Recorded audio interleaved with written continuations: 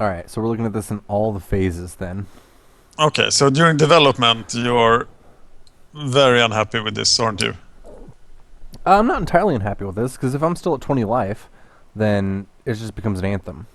You know, the second I put this Does down, it? You still have to attack. yeah, I say I attack with one of my dudes, and whenever I gain that life, because I declared attackers, then my 2/2 becomes a 3/3, and you can't block it with your 2/2 because Let's say it'll that you have a profitable attack with your with this spell you cast on turn two, maybe half the time. yeah. And if you don't have a profitable attack with the turn two creature, you will not attack just to activate this. No, you're Or probably may, not. of course, you do activate this by itself then, Yeah, just to get the anthem right away. and then your attack turns profitable. Yep. So let's look at a parody situation where you're on the play. You play a grizzly bear, and then they play a grizzly bear, and then you play Path of Bravery on your next turn. Now your grizzly bear turns into a centaur, Yeah. and you hit them down to 17. Well, they can attack you back, but And then they deactivate this. yeah, then they deactivate this. And you So can't reactivate it on turn four. no, you can't reactivate it right away on turn 4. It means you need to start developing your board a little bit more. So maybe at 3 mana, it's not that great. So yeah, maybe in development, it's not that good. But what about And if you're winning, of course, everything is good. yeah? If you're winning, Path of Bravery is awesome. But if you're losing, Um, then it's horrible. yeah, that is pretty bad, isn't it? And if you're a parity, you have to have an evasion creature for it to work. Okay, well maybe And you I'm still have losing. to get back to 21 life. Yeah, but what if you're the life gain deck? Yeah, of course. If you're the life gain deck, this card is really good.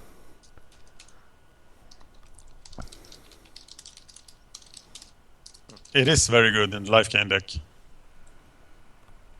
But that still remains to be seen whether the life gain deck can actually be viable. I believe in the life gain deck. Yeah. um, but do you really want this outside of the life gain deck? Um, like I think it's still fine in a weenie swarm deck. As probably like 6th to 8th is where I'm gonna rate this. So I'm thinking it's a 35th pick in the life gain deck. Yeah. And maybe a 6th to 8th pick then in a very aggressive white deck. Okay. But in like your average mid-range or controlish deck, It just you doesn't don't do a whole want a lot. card like this. No. Tell you what kind of card I do want though. Door of Destinies. This card looks so sweet. Whoa. Okay, you have to have a lot of creatures of the same creature type. Alright, Like slivers. for example, slivers. Um, so there's a couple different like tribal synergies that we've seen in M13 in M14 here. Humans is one, black white humans. Red green has beasts, and then we also have the multicolor slivers.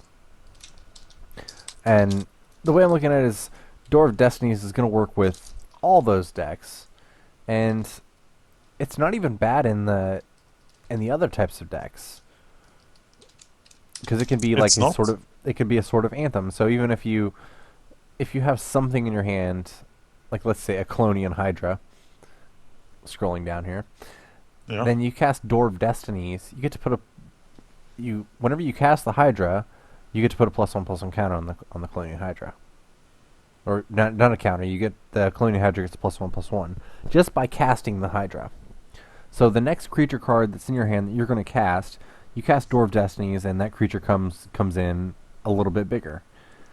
And these things get incrementally bigger every time you cast more creatures. So the Slivers But deck don't they have obviously to be works hydras? Yes, if they're Hydras, and they Yeah. come in. But So if you don't have like at least even if you have like half your creatures of one creature type,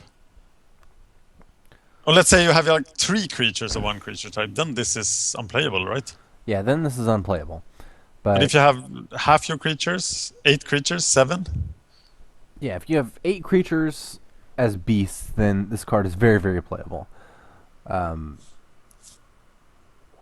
But is it really? You're casting it on turn 4, and then you're casting a beast on turn 5, hopefully. If you have one that costs 5.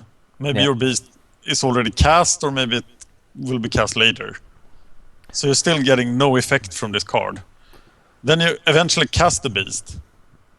And then you get a +1/+1 for your beasts that are already in play, which is at most 1 or 2. yeah.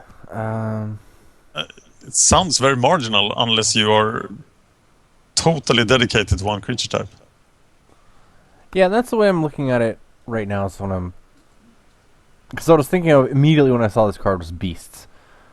The red-green beast is definitely an archetype, but I'm looking at it now and I'm not seeing a whole lot of beasts actually.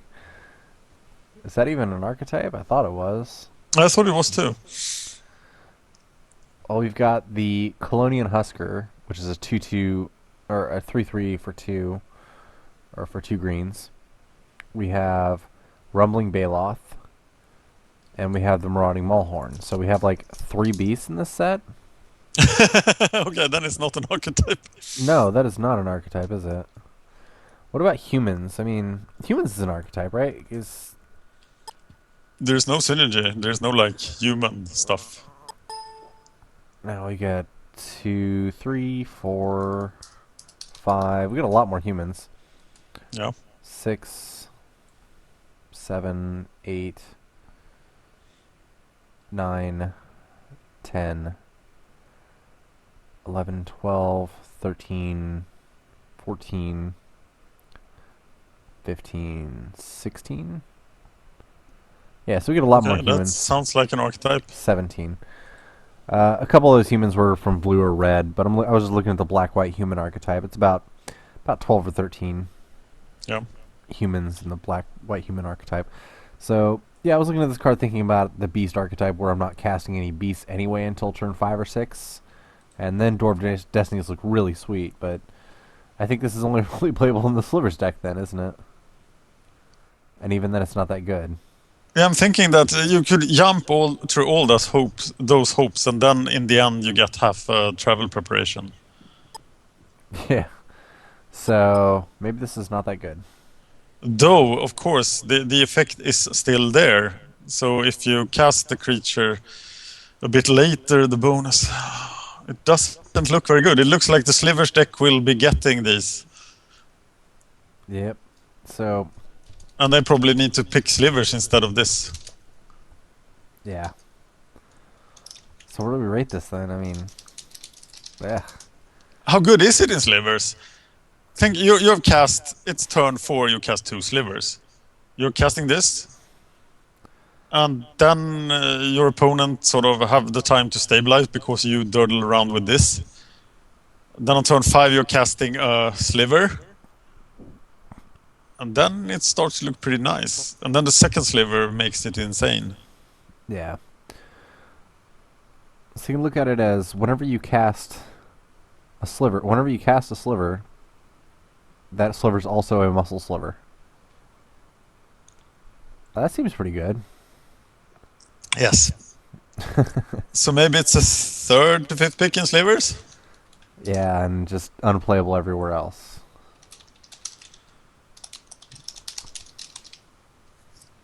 Yeah, sounds reasonable. And we're done, right? Or did we cover the Oath? I don't think we covered the Oath. I think But we covered Chandra. Yeah, we definitely covered Chandra. So Oath of Ancient Wood is the last card of Magic 2014. What do you think, Chris? I think as by itself it is completely unplayable. Yes. And the Enchantment Matters deck isn't even in green.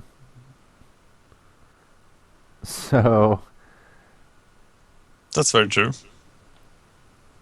right, how many green enchantments do we really have? We don't have Rancor. We do not have Rancor. I'm very sad for that, by the way. So I should be buying Rancors.